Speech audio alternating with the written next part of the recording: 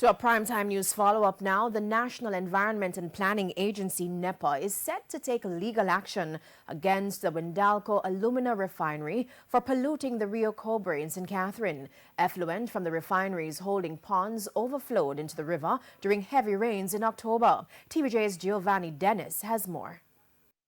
Windalco's pollution of the Rio Cobre is a problem that dates back years. CEO of the National Environment and Planning Agency, NEPA, Peter Knight, says the agency has successfully taken legal action against Windalco in the past and intends to do so again. The remedy is to use the legislative underpinnings that we have. We are now preparing documentation. Don't forget, Dion, and Jamaicans tend to forget. In 2012, we took Windalco to court. We took Windalco screaming to court, and it was resolved. He told our news center on Friday that NEPA will be heading to the St. Catherine Parish Court on Monday to take action on the Section 11 of the Wildlife Protection Act. This section provides that anyone who causes or knowingly permits trade effluent or industrial waste to be put into any river or stream will be guilty of an offense.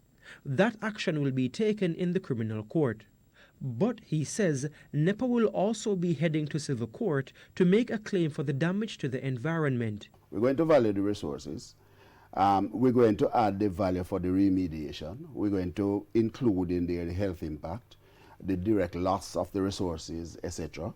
And all of this is going to be and will be a part of documents we are lodging in court. In 2018, NEPA did a risk assessment that was shared with Windalco. We mandated Windalco to take some specific actions. One was to dredge the ponds to obtain additional capacity.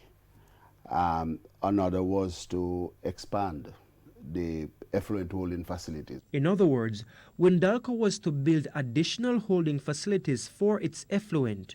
That was not done.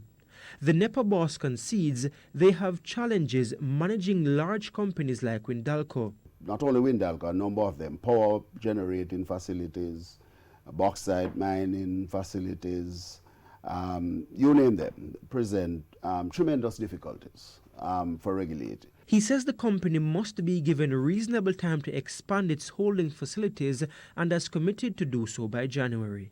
Giovanni Dennis, TVJ News.